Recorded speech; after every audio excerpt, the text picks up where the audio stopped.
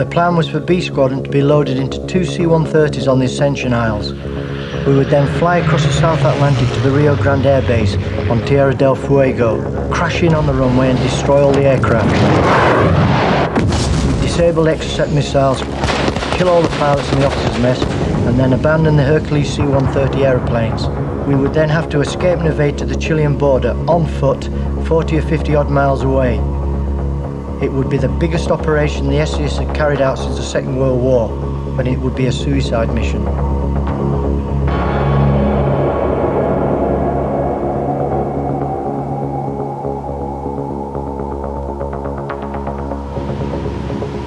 On the 2nd of April 1982, Argentina invaded the Falkland Islands. 3 S.A.S squadrons were deployed, each given a specific task. My squadron, B Squadron, began examining options to attack an airbase on mainland Argentina and to destroy the jets which were to threaten the task force.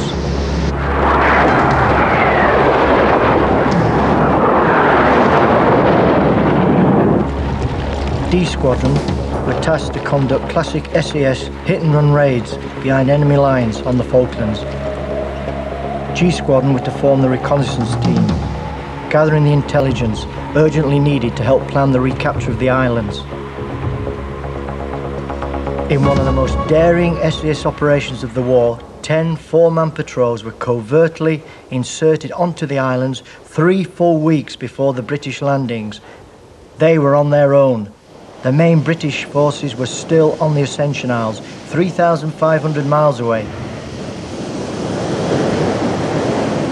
It was early hours of the morning when we left Hermes.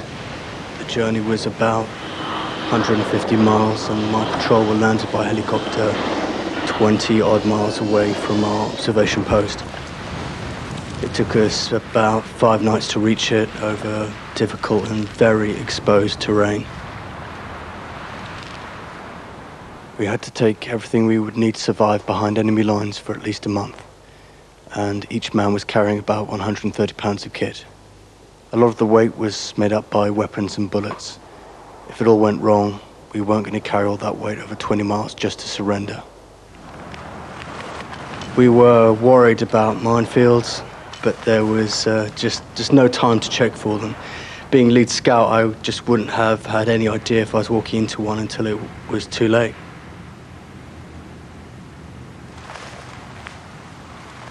We'd be moving for most of the night, and before daybreak we'd make a slit trench and then disappear for the rest of the daylight.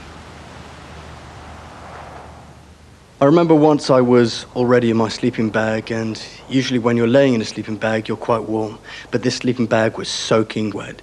It was freezing cold, and I was dreaming that I was actually digging up a road with a pneumatic drill. I was actually shaking like that, and I woke myself up with the shaking. If it's dark, you can get up and do some press-ups or whatever to keep warm.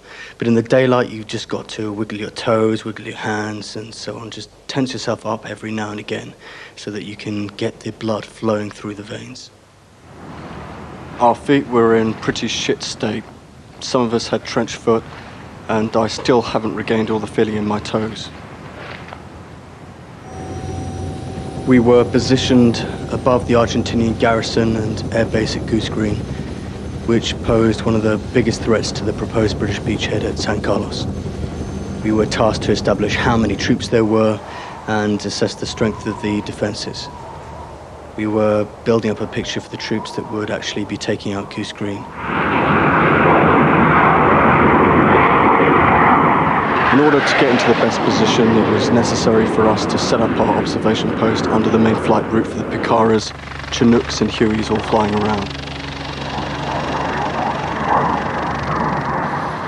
So it was quite difficult sometimes lying in these shell scrapes when these aircraft were using this hilltop as a navigational aid. They came so low that sometimes you'd just be choking on the exhaust fumes. Nighttime was our busiest time. We'd send off our situation reports by Morse back to Hermes, where they were logging all the information that was sent to them from all of our 10 patrols, building the big picture. This was our most vulnerable time, as the enemy could well have intercepted our signal and pinpointed our position using a location finder. In this event, we had no hope of any backup. It would have been a fight to the death. Everything we saw, we passed back in our situational reports. We initially reported that we could see at least 600 Argentinian soldiers dug in, which is a battalion, although they were later reinforced. We could also see 8 Pucara ground attack aircraft as well as a fuel dump. We called in an airstrike on these targets, and it was spectacular to see it happen, watching the fuel dump blow up and just disintegrate in front of us.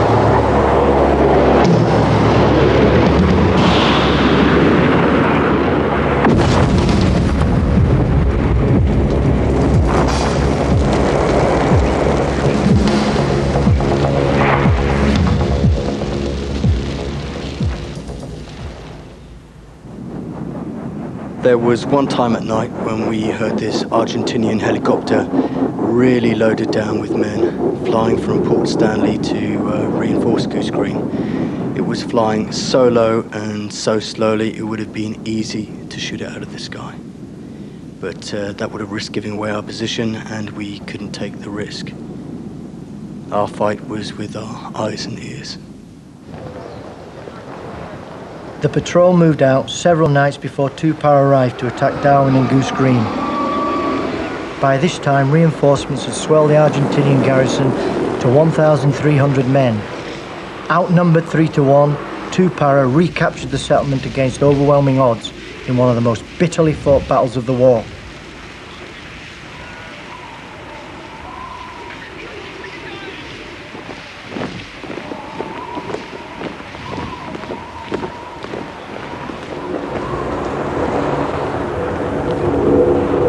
While G Squadron continued to gather intelligence, my squadron was finalising plans for the attack on the airbase in Argentina. By the time we got to Ascension, we were fully committed to the Entebbe-type raid. All intelligence reports indicated that this was a high-risk operation. There was a lot of apprehension amongst the squadron members about this mission.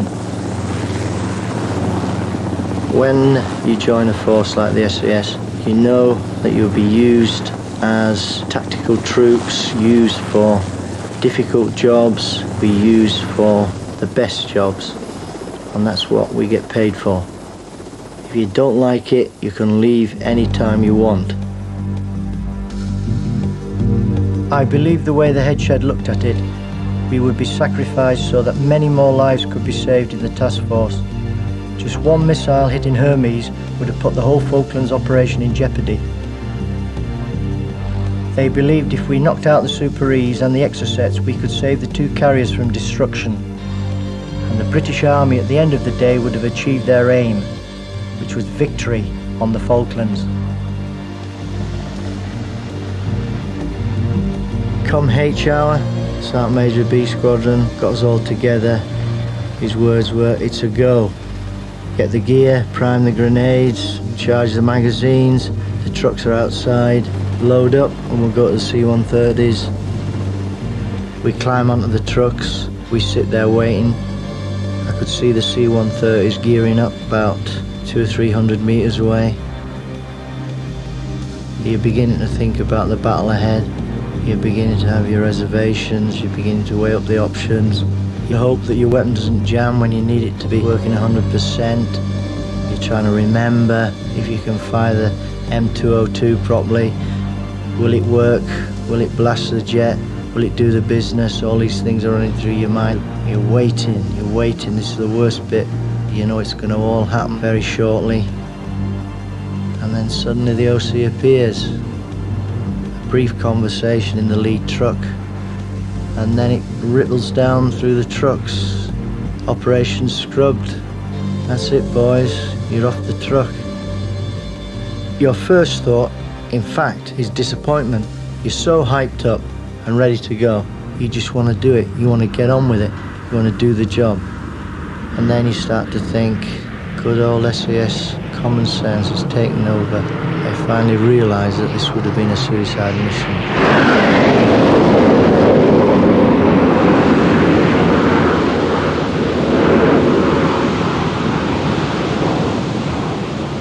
Instead of sending the entire squadron in the C-130, the new option was to send in an 8-man team by helicopter. They were to locate the airbase and destroy the aircraft themselves. They loaded into a stripped-down, long-range helicopter for the low-level dash to the mainland. If there was any problem with locating the drop-off point, they were to be flown onto the border with Chile and to conduct the mission from there. It was a one-way flight. The helicopter crew were briefed to ditch the chopper in Chile and initiate the explosives that had been packed into the chopper floor. As they approached the mainland, the handheld radar warning device suddenly began to ping, warning the patrol and the pilot that a hostile radar had locked on. It now pinged continuously. It was agreed that the mission should continue. They made an attempt to find the first drop-off position, nearly crashing into the side of a hill, until they found a valley where they could fly up undercover, land the chopper, and do a PNG sweep of the area, looking for the drop-off point. By this time, the chopper was drastically short of fuel. There could be no more map recce's of the area, or else they wouldn't reach the ditching point in Chile.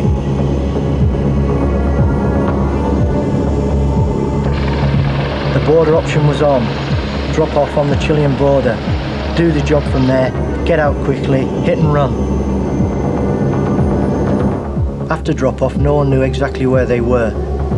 But by mid-afternoon, the team were already deep inside Argentina and were heading for the Rio Grande Air Base.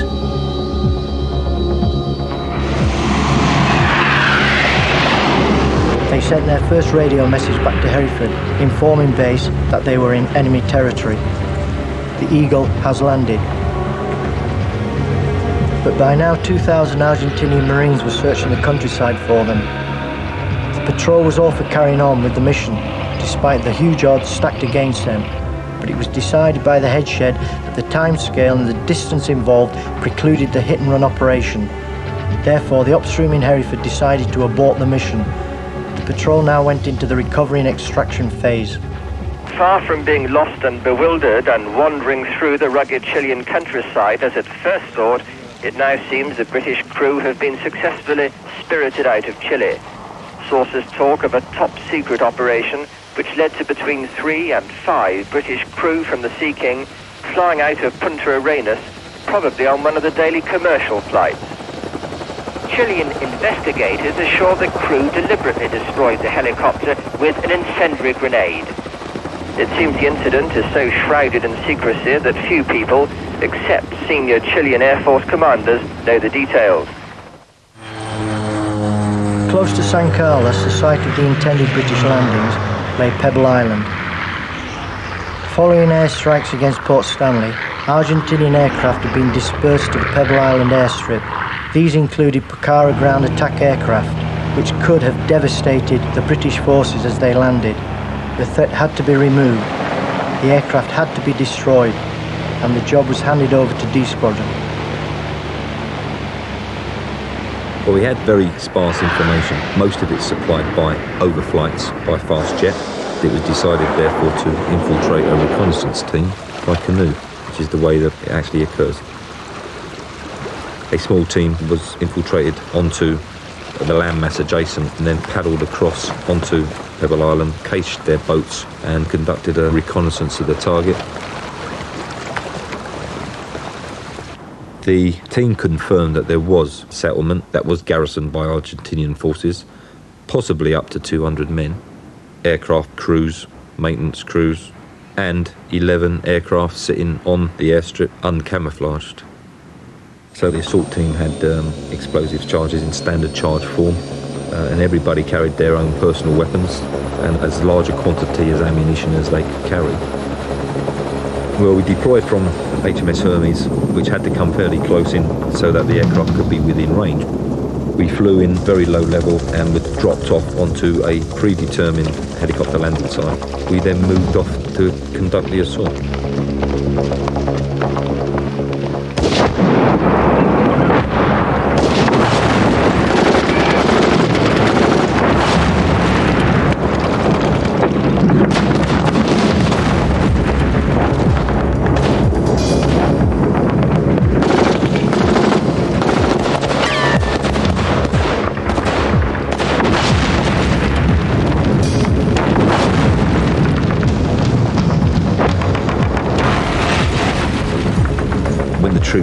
withdrew, somebody command detonated landmines. The lads received a couple of injuries. One was concussion and one lad actually got shrapnel wounds, although they were very superficial.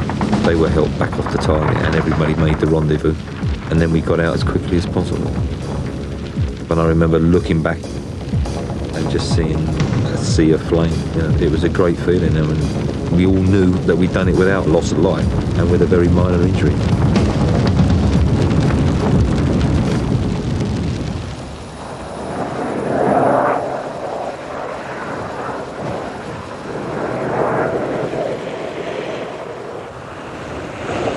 The diversionary raids were planned to create the impression that there was a large either airborne force or heliborne force arriving to take the interest away from the beach landings that were going to be conducted in San Carlos Sound. To that end, we had 4 separate targets to take on at troop level. We deployed onto unwrecked helicopter landing sites. They put us onto the ground in 4 different locations, and we went off cross-country, very, very heavily laden with equipment. We got onto the targets, attacked them without any reconnaissance, and then packed up, and then had the long march back to San Carlos, which we knew was going to be our final rendezvous point. Having conducted the assaults, and I say all we did was deliver the firepower. We didn't even follow up to check whether we'd hit anybody or anything. You know, that was the aim of it, was just to make a big noise and get out.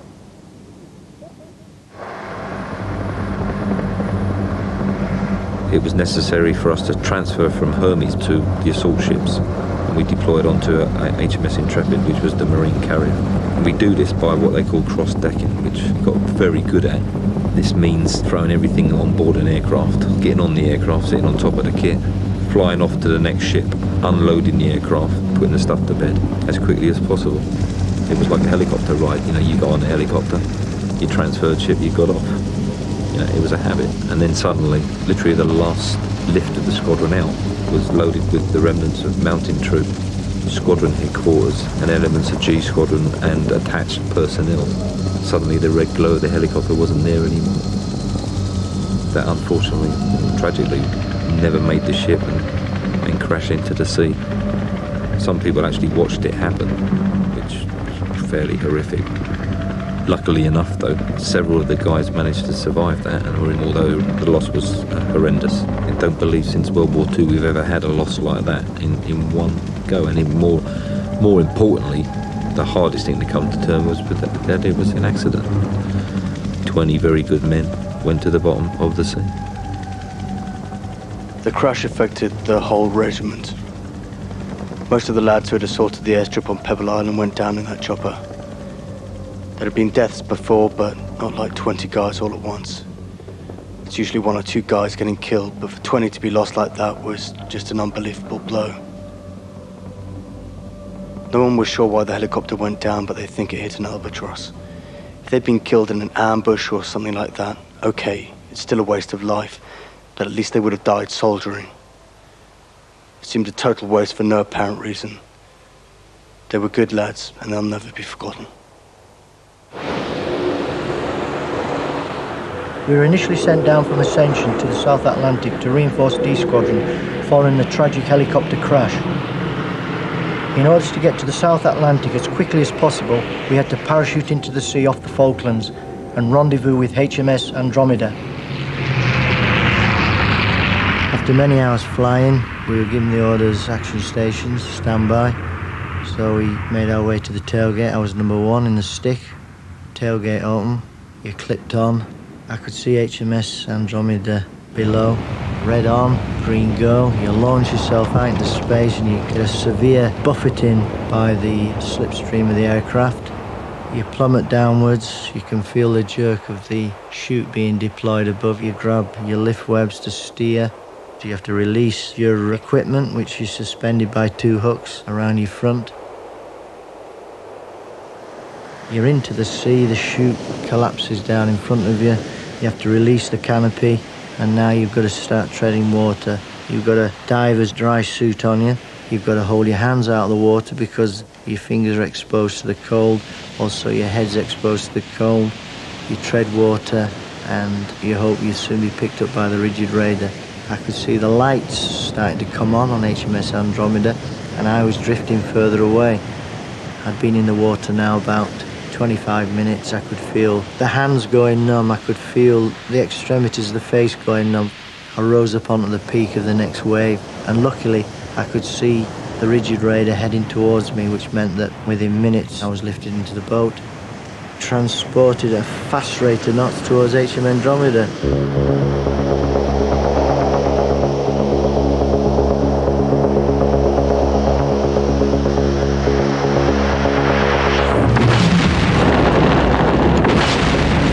As the landings began, British ships were being sunk at the rate of almost one a day. The British task force faced the probability of losing one of the aircraft carriers, Hermes or Invincible, which would have jeopardised the entire British operation to recapture the Falklands.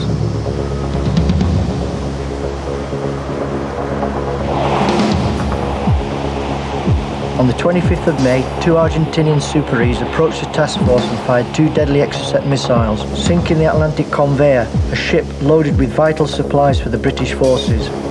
The threat to the aircraft carriers could no longer be tolerated. The mainland option was back on. A small submarine had recently arrived in San Carlos Bay. It was small enough to avoid coastal defences around the mainland of Tierra del Fuego. The mission was to travel in HMS Onyx, arrive offshore mainland Argentina, inflate rubber assault craft on the submarine casing. We would then load up all the ammunition, weapons, explosives, M202s, grenades, the full complement of war. The submarine would then submerge. We would float off and head to the beach and do a tactical landing. From the landing point, we'd make our way across country by foot to the airbase at Rio Grande. We'd set up an OP and assess the situation. We would then decide whether to bring the squadron in to do the job or whether it was feasible to do the job ourselves.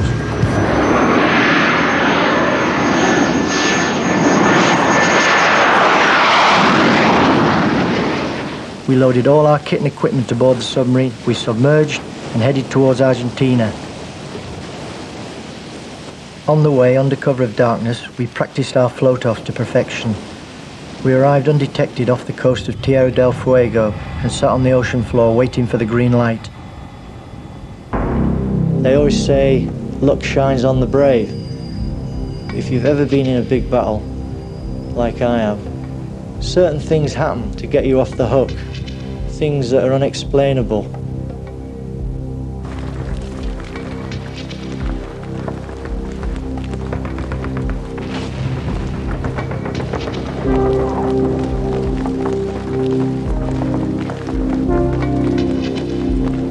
The green light never came. The submarine commander, after 5 days on the ocean floor, received the now famous signal, "White flags are flying in Stanley." It was the 14th of June, 1982.